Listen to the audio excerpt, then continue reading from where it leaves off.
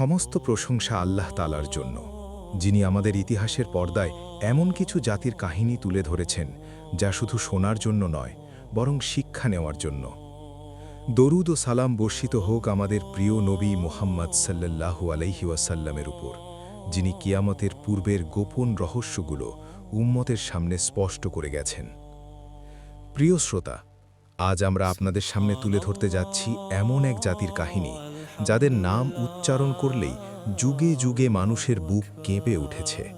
এক রহস্যময়, ভয়ঙ্কর ও অশান্ত জাতি, যাদের আগমনে জনপদ উজাড় হয়ে যেত, সভ্যতা ধ্বংস হয়ে যেত, আর মানুষের মনে জন্ম নিত সীমাহীন আতঙ্ক। সেই জাতির নাম ইয়াজুজ ও মাজুজ। ইয়াজুজ মাজুজ এমন এক রহস্যময় ও ভয়ঙ্কর জাতি যাদের নাম শুনলেই মানুষের মনে আতঙ্ক জেগে ওঠে। তারা আদম আলাইহিসসালামেরই বংশধর, অর্থাৎ মানুষেরই একটি জাতি, কিন্তু তাদের স্বভাব, আচরণ ও জীবনধারা ছিল অন্যান্য মানুষের তুলনায় সম্পূর্ণ আলাদা এবং অত্যন্ত ভয়াবহ। তারা মনে করত শক্তিই সব, দুর্বলকে রেহাই দেওয়ার কোনো চিন্তা তাদের ছিল না। ধ্বংস, লুটতরাজ আর বিশৃঙ্খলাই ছিল তাদের স্বভাবগত পরিচয়। কুরআনে মাজিদে ইয়াজুজ মাজুজের বিস্তারিত শারীরিক বর্ণনা না থাকলেও সূরা কাহাফের 92 থেকে 97 নম্বর আয়াতে তাদের কথা বিশেষভাবে উল্লেখ করা হয়েছে। সেখানে মূলত জুলকারনাইন এবং তার নির্মিত প্রাচীরের প্রসঙ্গ এসেছে।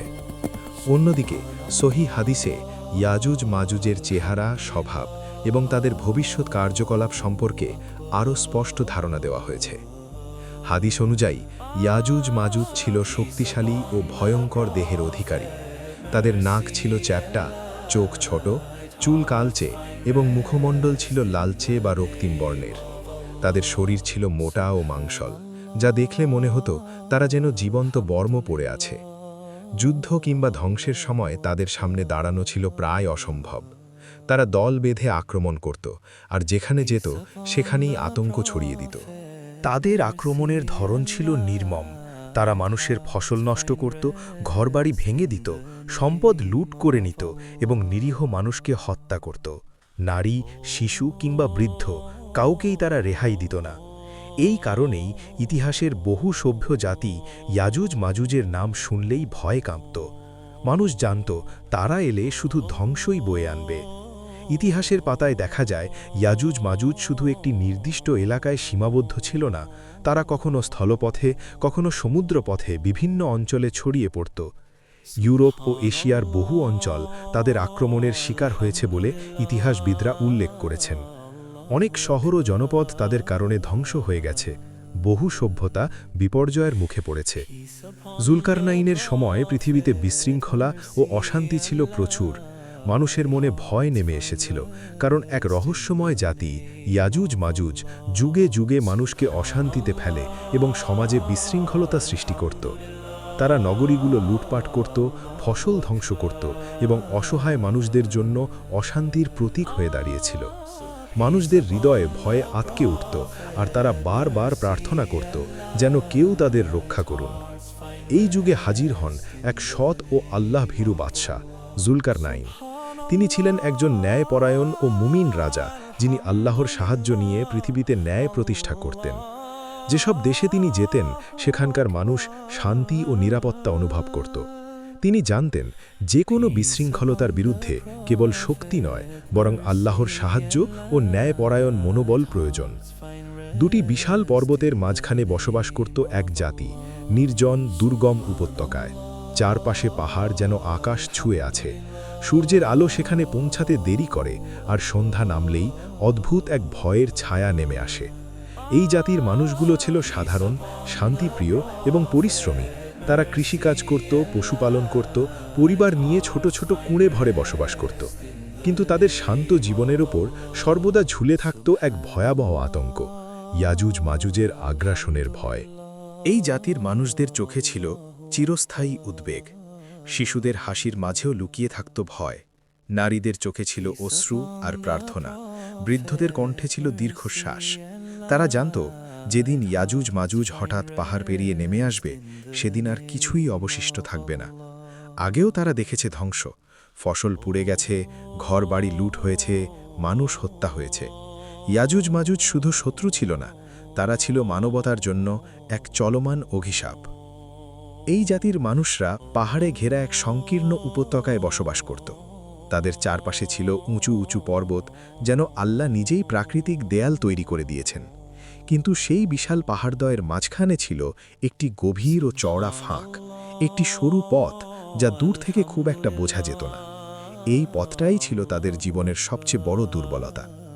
এই পাহাড়ের ফাঁকটি ছিল এমন এক প্রাকৃতিক গিরিপথ যার মাধ্যমে এক অঞ্চল থেকে অন্য অঞ্চলে যাতায়াত করা সম্ভব হতো। শান্ত সময়ে এটি ছিল নিস্তব্ধ ও নির্জন, কিন্তু এই পথই বারবার খুলে দিত ধ্বংসের দরজা। কারণ ইয়াজুজ মাজুজ ঠিক এই গিরিপথ দিয়েই হঠাৎ নেমে আসত মানুষের জনপদে। যখন পাহাড়ের ওপার থেকে ইয়াজুজ মাজুজ দল বেঁধে নেমে আসত, তখন প্রথমে শোনা যেত তাদের পায়ের শব্দ, মাটি কাঁপানো পদচারণা। তারপর ধীরে ধীরে দেখা যেত ধুলোয় ঢেকে যাওয়া আকাশ, আর সেই ধুলোর আড়াল থেকে বেরিয়ে আসত অসংখ্য মানুষ, বিকৃত স্বভাবের, নিষ্ঠুর চোখের, ধ্বংসে উন্মত্ত এক জাতি। তারা পাহাড় বেয়ে সরু গিরিপথ ধরে নেমে এসে মুহূর্তের মধ্যেই শান্ত উপত্যকাকে আতঙ্কের নগরীতে পরিণত করত। এই উপত্যকার মানুষগুলো নিজেরা এই পথ বন্ধ করতে পারত না, কারণ তারা ছিল দুর্বল, অস্ত্র ও শক্তিতে পিছিয়ে। পাহাড় এত উঁচু ছিল যে সেখানে প্রহরা দেওয়া বা দেয়াল তোলা তাদের পক্ষে সম্ভব ছিল না।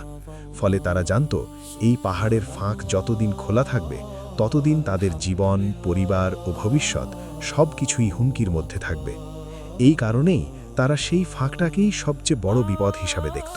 তারা বলতো, আমাদের চারপাশে পাহাড় আছে, কিন্তু এই একটি পথই আমাদের সর্বনাশের কারণ। ইয়াজুজ মাজুজ এখান দিয়েই আসে, এখান দিয়েই ধ্বংস নামিয়ে আনে। এই জাতির মানুষরা ভাষায় ও সংস্কৃতিতে অন্যদের থেকে আলাদা ছিল। তারা জ্ঞানী ছিল না, শক্তিশালীও ছিল না, কিন্তু তাদের হৃদয়ে ছিল ন্যায়বোধ আর বাঁচার আকুতি। তারা নিজেরা প্রতিরোধ গড়ে তুলতে পারত না, কারণ ইয়াজুজ মাজুজ ছিল সংখ্যায় অসংখ্য, শক্তিতে ভয়ঙ্কর এবং নিষ্ঠুরতায় সীমাহীন। তাই তারা পাহাড়ের ফাঁকটাকেই সবচেয়ে বড় দুর্বলতা মনে করত। এই ফাঁক দিয়েই বারবার নেমে আসত সেই ধ্বংসাত্মক জাতি ইয়াজুজ মাজুজ। আর ঠিক এই কারণেই যখন জুলকারনাইন সেখানে পৌঁছলেন, সেদিন যেন সেই জাতির জন্য আল্লাহর পক্ষ থেকে রহমতের দিন ছিল। সেই উপত্যকার মানুষগুলো দূর থেকে তাকে দেখে প্রথমে বিশ্বাস করতে পারেনি। পরে তারা শক্তিশালী বাহিনী, দৃঢ় নেতৃত্ব আর ন্যায়পরায়ণ চেহারা দেখে তারা বুঝে গেল, এ ব্যক্তি সাধারণ কোনো শাসক নন। এক একে তারা তার কাছে এগিয়ে এলো। কেউ কাঁদছে, কেউ অনুরোধ করছে, কেউ আবার ভাঙা কণ্ঠে প্রার্থনা করছে। তারা বলল, হে মহান বাদশাহ, আমরা দুর্বল, আমাদের শক্তি নেই। ইয়াজুজ মাজুজ আমাদের সন্তানদের হত্যা করে, আমাদের ঘরবাড়ি ধ্বংস করে, আমাদের জীবনের সব শান্তি কেড়ে নেয়। আমরা আল্লাহর কাছে দোয়া করেছি, আজ মনে হচ্ছে সেই দোয়ার উত্তর আপনি। এই জাতি শুধু একটি প্রাচীর চায়নি, তারা চেয়েছিল নিরাপত্তা, বাঁচার অধিকার আর ভবিষ্যতের জন্য একটুখানি আশার আলো। তাদের কণ্ঠে ছিল অসহায়ত্ব, কিন্তু চোখে ছিল বিশ্বাস যে এই শক্তিশালী ও ন্যায়পরায়ণ বাদশাহ তাদের ফিরিয়ে দেবেন না। আর ঠিক এখান থেকেই শুরু হয় ইতিহাসের এক মহান অধ্যায়, জুলকারনাইনের প্রাচীর।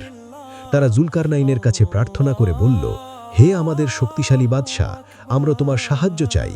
আমাদের জন্য এমন একটি প্রাচীর নির্মাণ করুন যা ইয়াজুজ মাজুজকে আমাদের কাছাকাছি আসতে না পারে। আমাদের জীবন ও পরিবারকে রক্ষা করুন।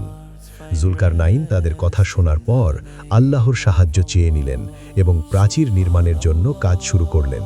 তিনি মানুষদের উৎসাহিত করলেন, তোমরা লোহার পাত সংগ্রহ করো, আমরা আল্লাহর সাহায্যে এমন একটি প্রাচীর নির্মাণ করব যা কেউ ভেঙে দিতে পারবে না।